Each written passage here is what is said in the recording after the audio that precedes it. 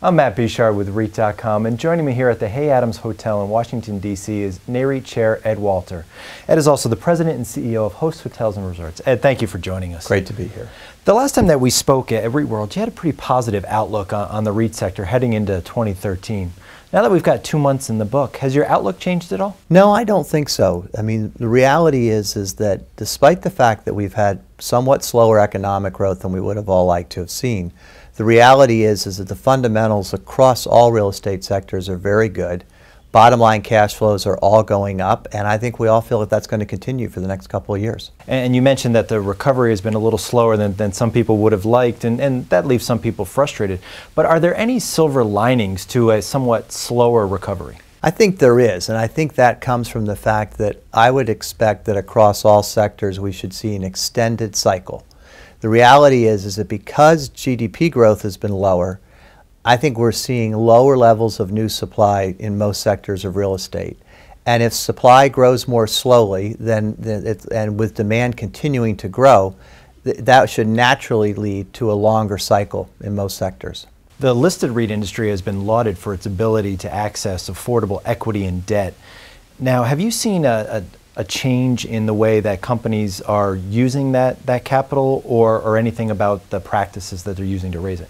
I think we have. If you go back to 2009 and 2010, most of the capital that was being issued at that point in time was to address liquidity issues and probably repair balance sheets that were a bit over-levered. At this stage, I think generally across our industry, that effort's complete. And now what equity and debt issuance is about issuing equity to build your company, to grow your company, usually for more acquisitions. And on the debt side, I mean, rates couldn't be better. And so the reality is most of us are issuing debt now to extend maturities and lock in low rates while we can. And you're joined here in Washington this week by a number of industry leaders for NAREIT's Washington Leadership Forum. What's the key message you hope policymakers understand about the REIT industry going forward? I think we want to focus on 3 items.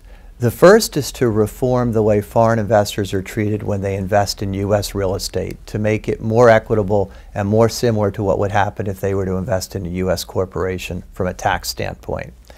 The second place is to make certain that retailers are treated equitably whether they sell through a bricks and mortar location or if they sell over the internet from a standpoint of sales tax. And I think as the internet sales have evolved, this has become a much bigger issue, but we need to make certain that folks are treated the same irrespective of how they choose to sell.